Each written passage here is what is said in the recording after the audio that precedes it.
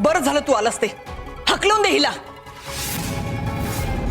आई तू तू शांत हो आधी. अरे काय शांत हो शांत हो. आधीच आपल्या आयुष्यात काही कमी दुःख आहेत का? तुझ्या डोक्याला कमी तापे म्हणून ही आली. तू विसरला असशील तुमच्या भरल्या संसारात हिनेच विष कालवण्याचा प्रयत्न केला होता. सगळे सगळे कुठे गेले? फ्रेंड कुठे गेला? खाली खाली कोणी ओरडतंय का? सगळे सगळे खाली गेले. चल ना आपण खेळूया तुझ्या मंकी सोबत. बघ कसा बघतोय तुझ्याकडे.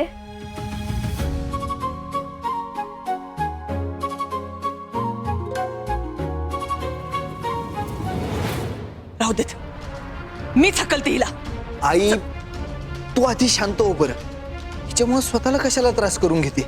मी आहे ना, मी बघतो काय करायचं ते.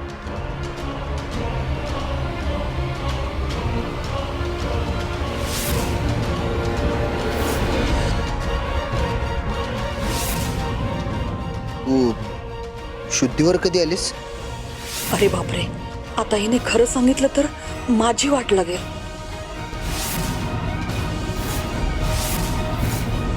ते 2 दिवसांपूर्वी. डॉक्टरांनी कॉल करून मला का नाही कळवलं याआधी? धैर्य, मीच सांगितलं होतं कळवू नका म्हणून.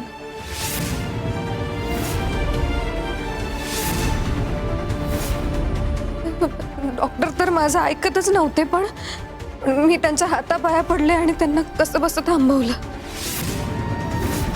कारण जर तेव्हाच मला कळालं असतं, तुम्ही लगेच मला जेलमध्ये टाकलं असतं. धैर्य, आयुष्यात चुकाच एवढ्या केल्या आहेत मी. कारण पण धैर्य, मला माझे सगळे गुन्हे कबूल आहेत बघा. तुमच्या प्रेमात इतकी आंधळी झाले होते मी की नक्की बरोबर काय आणि चुकीचं काय काहीच कळत नव्हतं मला. अगदी अक्कल येण्यासाठी कोमात जावं लागलं मला. एक नंबरची खोटारडी मुलगी आहे ही. धैर्याने जर हिला माफ केलं तर माझं काही खरं नाही. मला माहिती आहे हे शक्य नाहीये, पण प्लीज एकदा माझ्यावर विश्वास ठेवा. धैर्य, एकदा मला माफ करा. मला माहिती आहे माझ्याकडून खूप चुका झाल्या आहेत आतापर्यंत, पण मला शेवटचं माफ करा. धैर्य, प्लीज धैर्य, एकदा माझ्यावर विश्वास ठेवा. धैर्य, मला माफ करा. प्लीज धैर्य, प्लीज मला माफ करा. प्लीज एकदा मला माफ करा.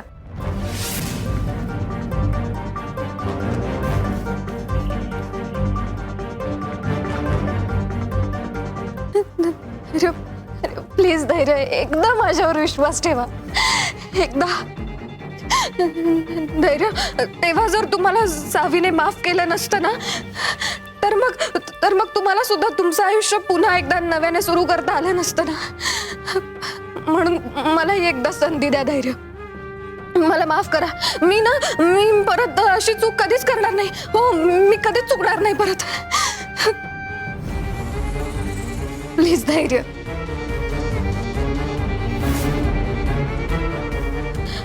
खरं तर मला सावीच्या पायावर डोकं ठेवून तिचीच माफी मागायची होती. सगळ्यात मोठी गुन्हेगार आहे मी तिची. खूप चुकीचं वागले मी आणि त्यासाठीच मी इथे आले. अटक मटक चवळी चटक जिभेला आला फोड. फोड काही फुटे ना, घरचा पाहुणा उठे ना.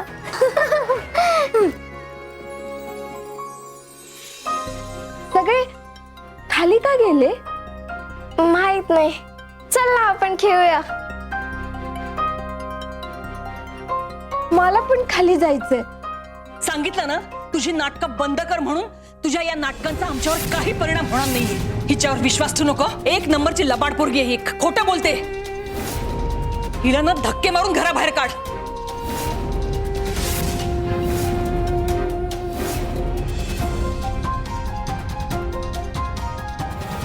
मला मला खाली जायचंय. खाली खाली कोणीतरी ओरडलं. खाली खाली मोठी माणसं बोलतात. मला मला फ्रेंड कडे जायचंय. फ्रेंड अगं ऐक माझं, नको जाऊ. अरे हकलव तिला. बघत काय बसलायस तू? आई तू तू आधी शांत हो की. केवढी चिडतीयस. उगा तिच्यामुळे स्वतःला का त्रास करून घेतेस तू. तू ये बरं इकडे. अरे पण तू ये बस इथं. तू कशाला एवढी चिडचिड करतेस. तू जरा शांत हो की. कशी शांत होऊ?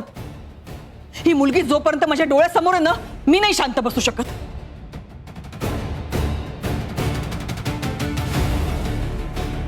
माझं ऐक तू. हिचं ऐकू नकोस.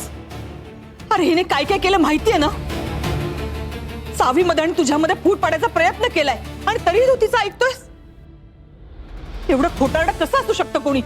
आई तू स्वतःला कशाला त्रास करून घेते. तुला सांगितलं ना मी बघतो, मी बोलतो तिच्याशी. मला काही ऐकायचं नाहीये. तू तिला हकलवून दे बस. आई तुला जसं हवंय ना सगळं तसंच होणार. तू जरा शांत राहा.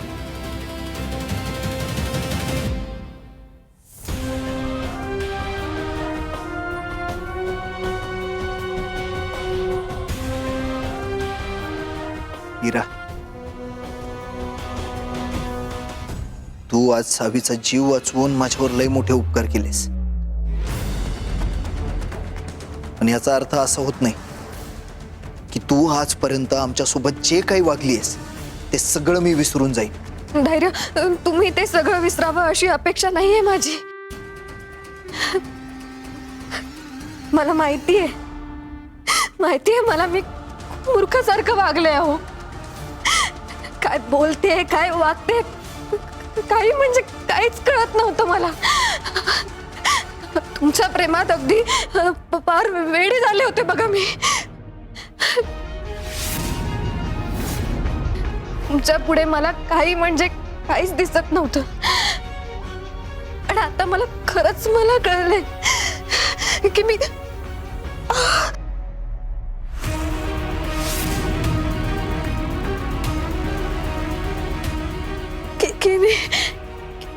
मी किती चुकीचे होते. मला एकदा खरंच माफ करा धैर्य.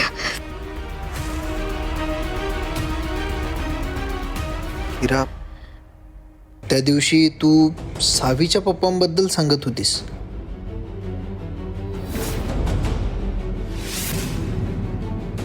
की ते इतके वर्ष कुठे होते.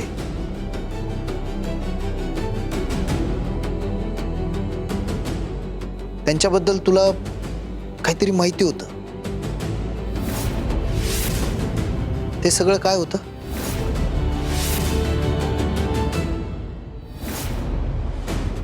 नक्की काय माहिती आहे तुला.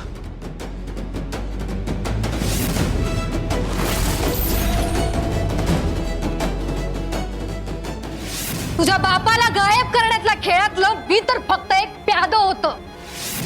अगदी तुझा बाप रातोरात कसा गायब झाला ह्या सगळ्याचे पुरावे आहेत माझ्याकडे. तुम्ही सगळ्यांनी ना विचार पण केला नसेल की या सगळ्या मागे नक्की कोण असेल याचा. धैर्यचं लग्न झालं नाही तुझ्याशी म्हणून या थरापर्यंत पोहोचलीस तू.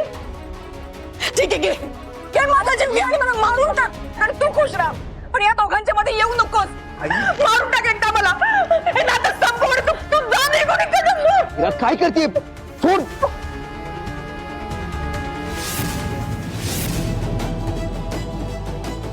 तेव्हा काय सांगणार होतीस तुम्हाला.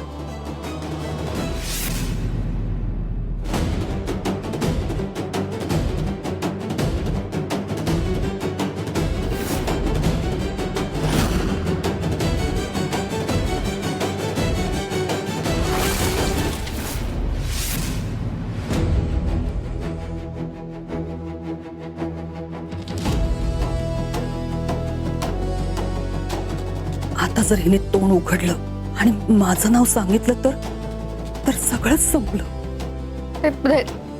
धैर्य, अरे या खोटरड्या मुलीवर विश्वास ठेवू नकोस तू. तुला माहितीये ना, आजवर या मुलीमुळे फक्त तुला त्रास आणि त्रासच झालाय. म्हणून तुला सांगतेय, हकलून दे तिला इकडनं.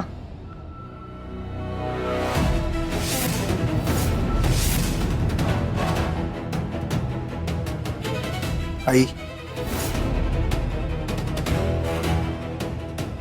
हिरा, मी काहीतरी विचारलं तुला. सावीचे पप्पा इतके वर्ष कुठे होते?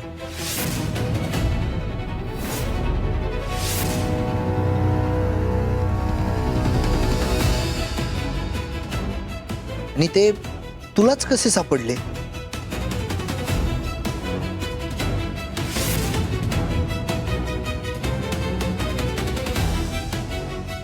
बोल.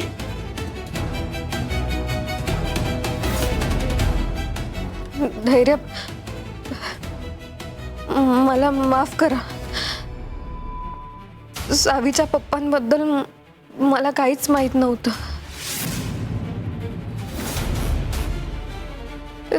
ते मला चुकून सापडले होते आणि त्यांच्यासाठी का होईना सावी तुमच्या आयुष्यातून कायमची निघून जाईल असं मला वाटलं होतं. आणि म्हणूनच मी हा सगळा डाव रचला होता.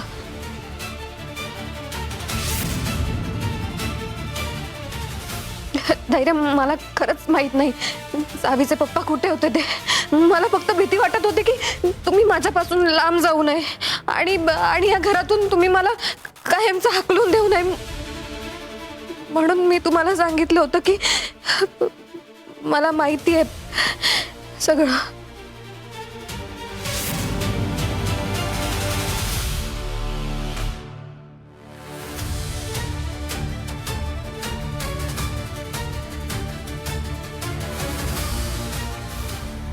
ही नक्की खरंच बोलतीये ना की खोटं बोलतीये? मधुसूदन नाईक इतकी वर्ष कुठे होता, त्याला मी मारण्याचा प्रयत्न केला होता, हे तिला माहित आहे की नाही आहे?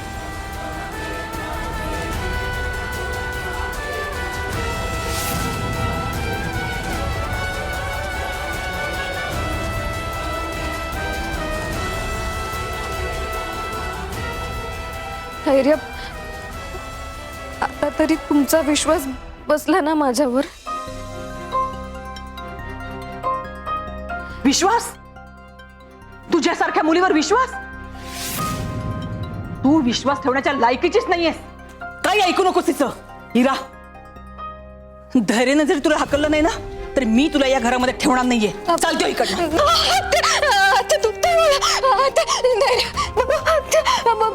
सोडा मला. धैर्य, मला दुसरं काही नको.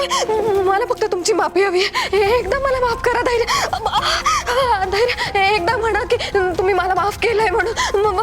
धैर्य, मला काही नकोय दुसरं. प्लीज एकदा मला माफ करा. तुम्ही जर मला माफ नाही केलं ना तर मला आयुष्यभर त्रास होत राहील ना. धैर्य, प्लीज एकदा मला माफ करा. आता सोडा ना मला. धैर्य, प्लीज एकदा मला माफ करा ना. धैर्य, आता सोडा. धैर्य, एकदा मला तुमची माफी हवी. धैर्य, थांबा.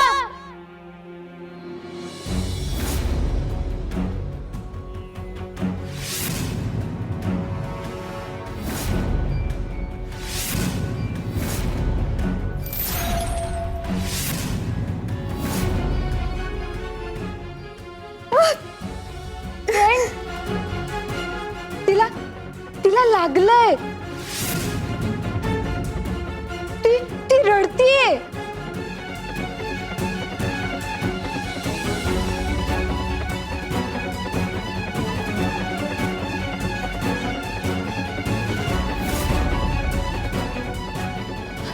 सावी, बाळा, चल आपण आज जाऊया. नाही, तिला लागलंय ना. मग तिला बाहेर का काढताय?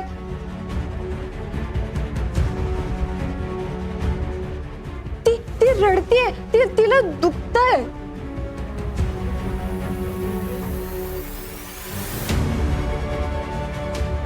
सावी, अगं काय बोलतेस?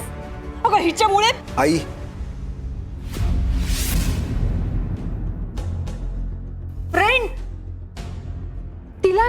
तिला खूप लागलंय. मग तिला असं ढकलून का देतायत?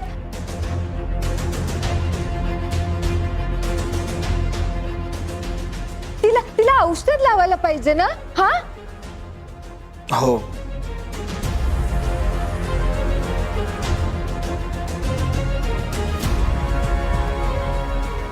तिला औषध लावायला पाहिजे.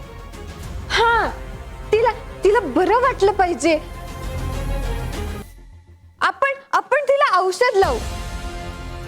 तिला बरं वाटेपर्यंत आपण इथंच ठेवू तिला. हा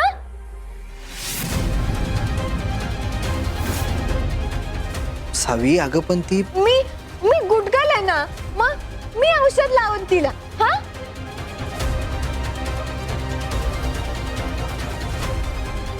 ठीक आहे. जोपर्यंत इराच्या जखमा बऱ्या होत नाहीत तोपर्यंत आपण तिला इथंच राहू देऊ. हा,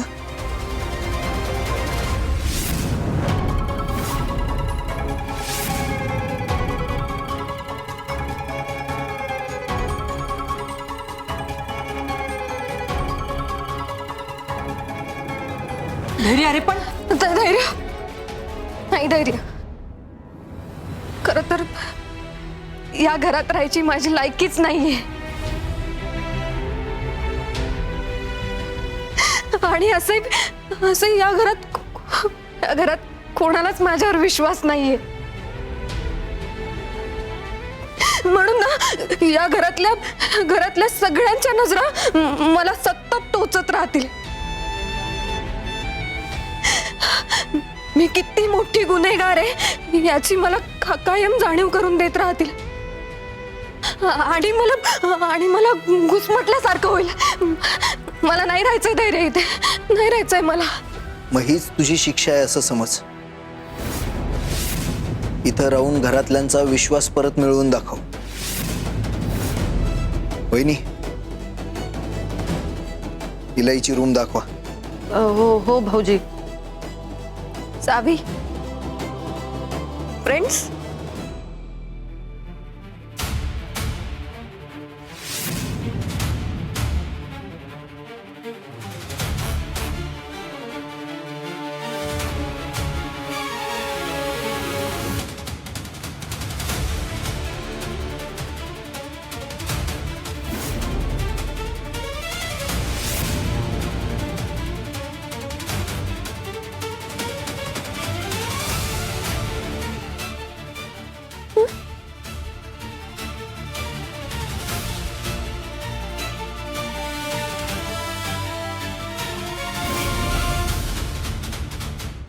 नाही, माझा फ्रेंड हाय.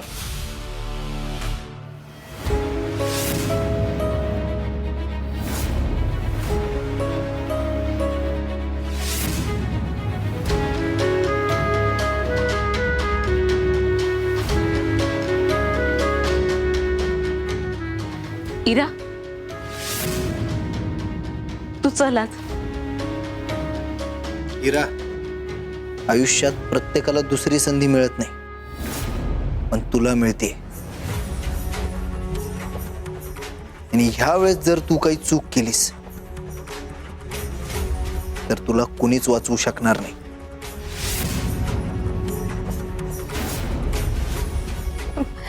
नाही धैर्य, इथून पुढे अशी चूक माझ्याकडून कधीच होणार नाही. विश्वास ठेवा माझ्यावर. जा.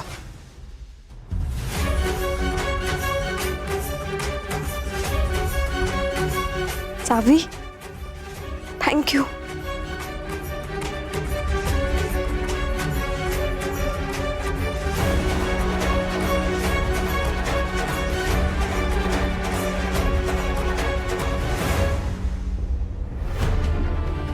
काय केलंस तू?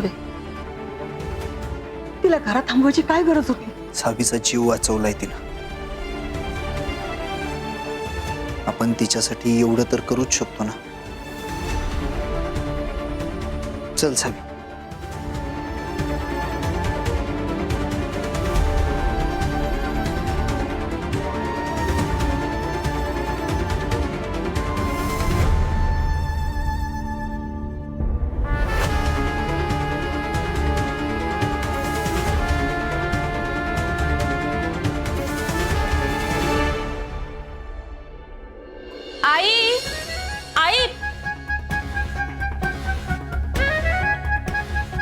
दीपे, हीच ती वेळ आहे. पप्पांची डायरी शोधायला पाहिजे. त्या सुधाकर काकांचा पत्ता नक्की असेल. हे काका पण फोन उचलत नाहीत, कुठे गेलेत काय माहिती. त्यांच्या घरीच जाऊन येते. पप्पांच्या ऍक्सिडेंट दिवशी नक्की काय झालं होतं हे कळायलाच पाहिजे. डायरी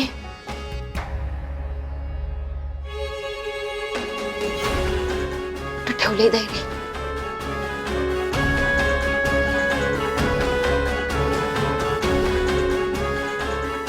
कुठं ठेवल्या?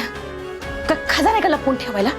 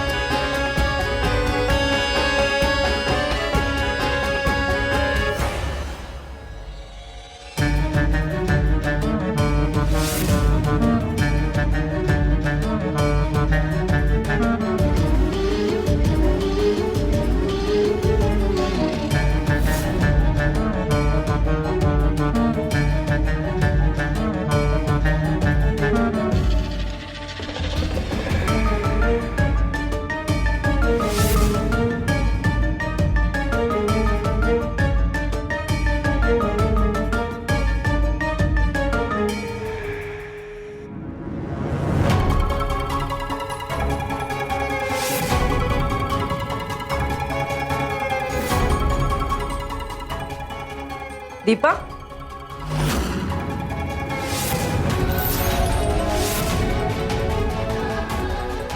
तू इथं काय करतेस? आणि शोधाशोध कसली चालली?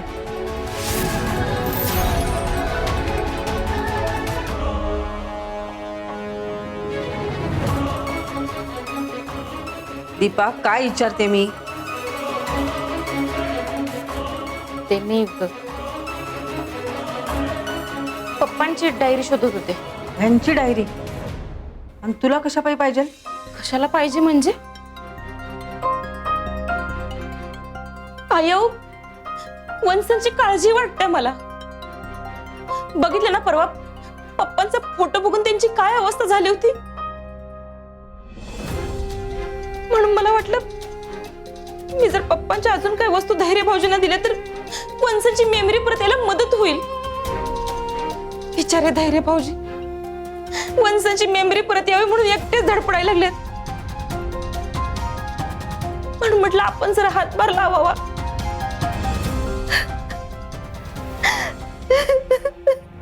तुला कधीपासून एवढी सावीची काळजी वाटायला लागली? आतापर्यंत तर सावी कायमची घरी आली तर काय होईल म्हणून भीती वाटत होती तुला, आणि आता अचानक तिला बरं वाटावं म्हणून हातभार लावायला लागलीस. आई, वंस कायमच्या माहेर येतील ह्याची भीती अजून पण आहेच मला. पण त्यांची काळजी वाटते हो. आणि त्यांच्यापेक्षा जास्त मला माझ्या नवऱ्याची काळजी वाटते. बिचार बहिणीच्या काळजीने रात्रभर झोपत नाही. आणि अथर्व तो तर मला सारखा विचारत असतोय, मॉम तो आता मला कधीच ओळखणार नाही का? भगवत नाही आई पोराकडं.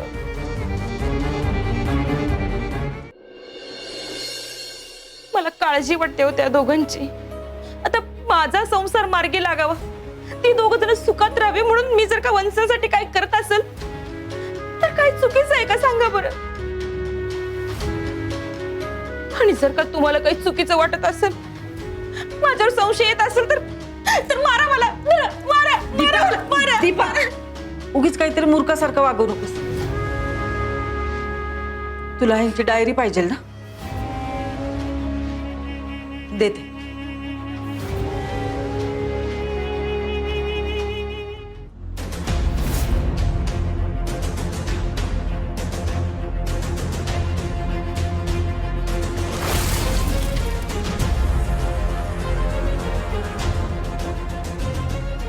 घे.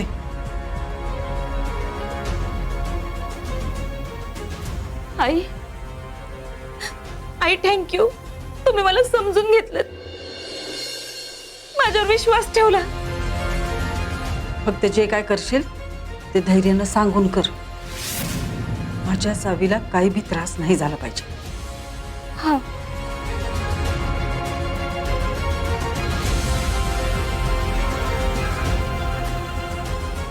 पत्ता आहे का बघू देत.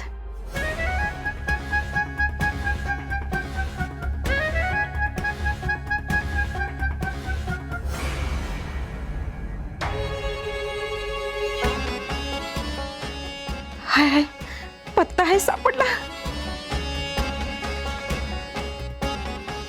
राहिला प्रश्न वंसनचा, तर वंसन पर्यंत ही डायरी जाणारच नाही. हे सगळं मी सुधाकर काकांपर्यंत पोहोचण्यासाठी केले. आता कळलं मला पप्पांच्या ऍक्सिडेंट दिवशी नक्की काय झालं होतं.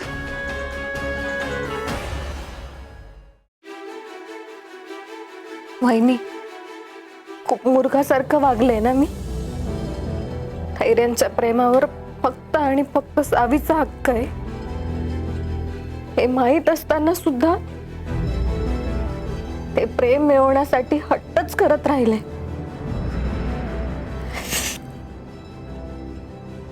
तसंही आयुष्यात सगळं चुकत गेलंय म्हणून तर लहानपणापासूनचं प्रेम दुसरं कोणाचं होताना बघूच शकले नाही अहो मी. इरा, आता नव्याने सुरुवात करायची ठरवली आहेस ना, मग हा सगळा विचार करू नकोस. तू शांत बस बरं, औषध लावू देत.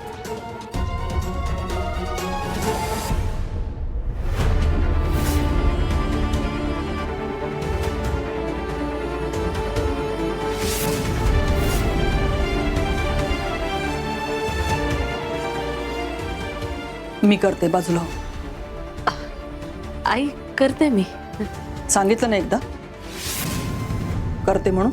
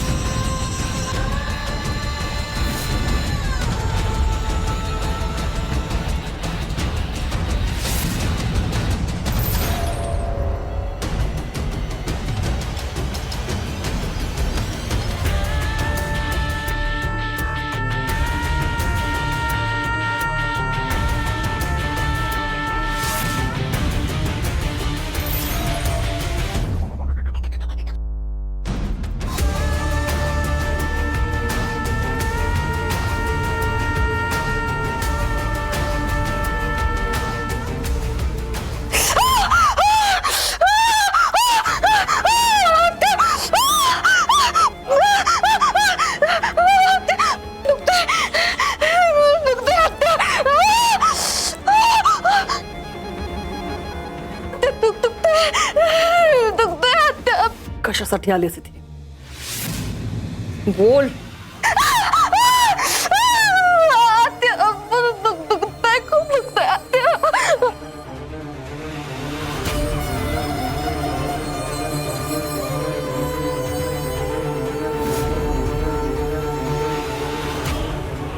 तुझ्या नाटकाला धैर्य जरी फसला असला ना तरी मी नाही फसणार.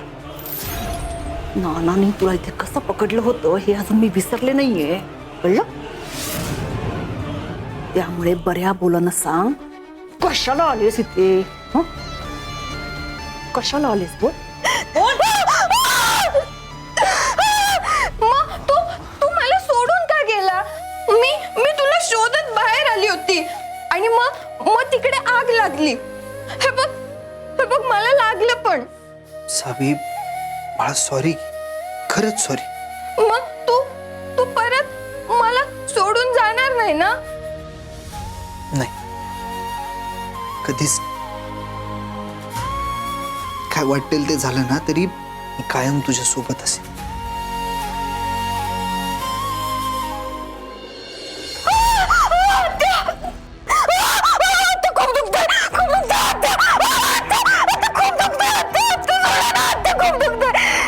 आत्या,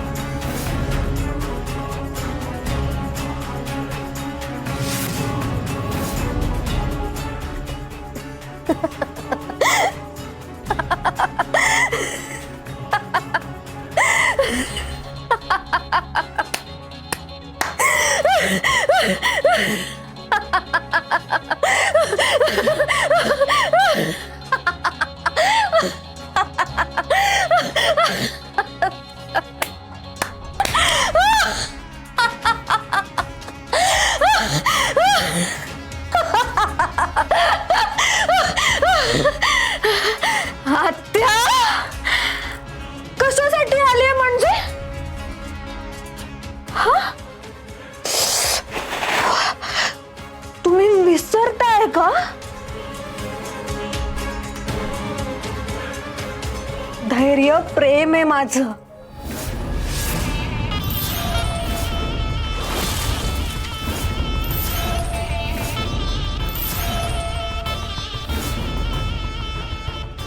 आणि मग मी माझ्या प्रेमाला असं कसं हारू देईन?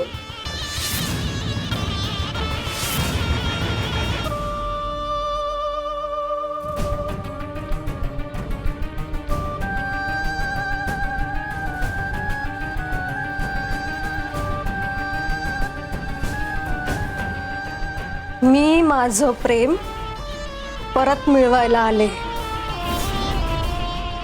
धैर्यांना त्या सावीपासून कायमचं दूर करण्यासाठी आले मी.